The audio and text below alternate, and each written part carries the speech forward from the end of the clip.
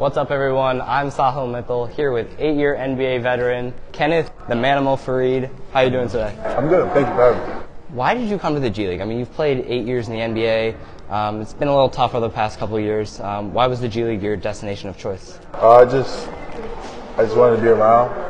You know, like you said, I played 8 years. I'm vet, savvy. I know the game, know how to play it, know how to win those games, and my game has translated. I think, I didn't get really a chance to showcase how my game has translated and evolved more when I was in Houston. I got a chance to show it a little bit, making the three, knocking it down, but it was only half of the season, so I'm now trying to showcase how I am ready in NBA talent. So. And like I said, the past couple of years have been tough. From COVID, you've played overseas, and now the G League. What has kind of been that journey been like now trying to get back to the NBA? How hard has it been for you? It's difficult, you know. It's not easy. Once you're in there, it seems everything is easy and like, oh, okay, I'm gonna be here for a long time. Especially when you've done the kind of body of work that I did and you've grinded so hard. But you know, people go different opinions, different coaches want different things. So I kind of faded a little bit after the George Carr era a little bit, but I've been working my tail off to just try to showcase I'm still ready, I'm still that guy, and I could compete and play for any NBA team. Right, and now through the G League, you've played 9 games here, been injured a little bit, but through those 9 games, you've averaged 11 points and 8 rebounds. How have you felt about your play so far?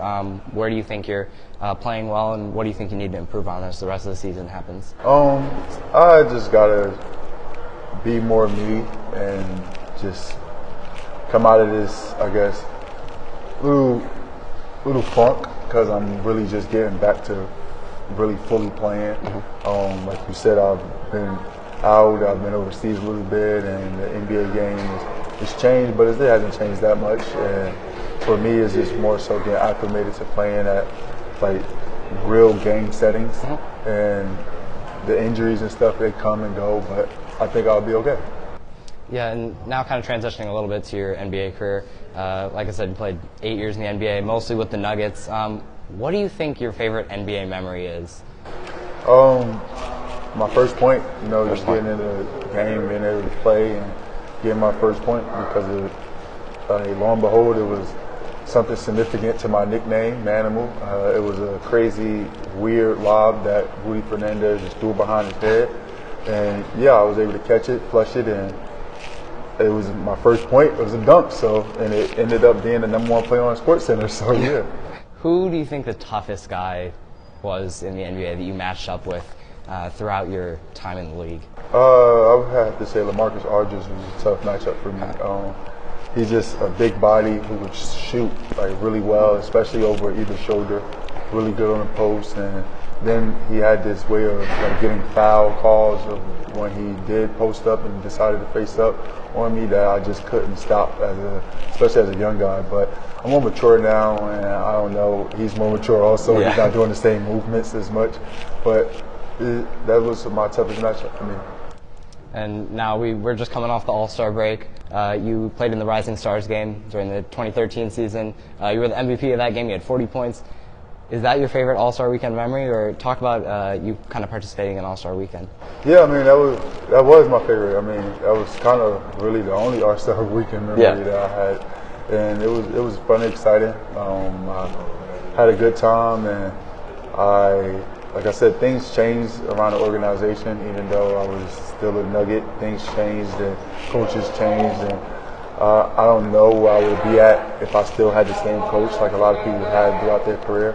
But my career wasn't based upon that. I had different coaches, and different coaches had different mindsets and built me and had different ways they wanted to play me as a player. So I had to learn to adapt and be more mature. And now I'm older and I understand how the game go. And like, hey, you see Andrew Wiggins and guy last year, Freak, Julius Randle, they both got AllStars. So it doesn't matter like what year you're in; it just matters about your play. That one year or that big year, you would become an All-Star again. So who knows? Like, you never know what the future may hold. But I know right now, I just got to focus on the task at hand. That's the G League. Yeah. And showing NBA teams what you can do, what is the biggest thing that you think has changed for you that you think NBA teams should really look out for during the rest of this G League season? I'm shooting. That's a huge thing. Everybody said I couldn't shoot, or he can't shoot the three. He's not a shooter. Like, he's not a stretch four man. He's a banger, so we got to put him as a 5, undersized 5. And I took that as a disrespect because, one, nobody ever said, hey, we want you shooting a 3, and we want you to be able to shoot it with confidence and knock it down. Right. Nobody never told me that or said that. As my coaches came along, they always wanted me, hey, Kenneth, we want you to be the rebounding guy and the dunker in this in the mid-post more area and knock it down more so mid-range and the elbow jumpers and stuff like that and the short corner jumper.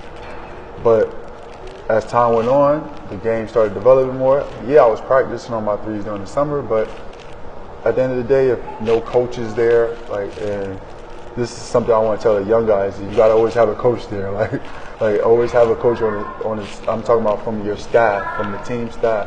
Always have them there because I worked on my game, but most people didn't believe me until I showed it in Houston that I could actually shoot and do that stuff.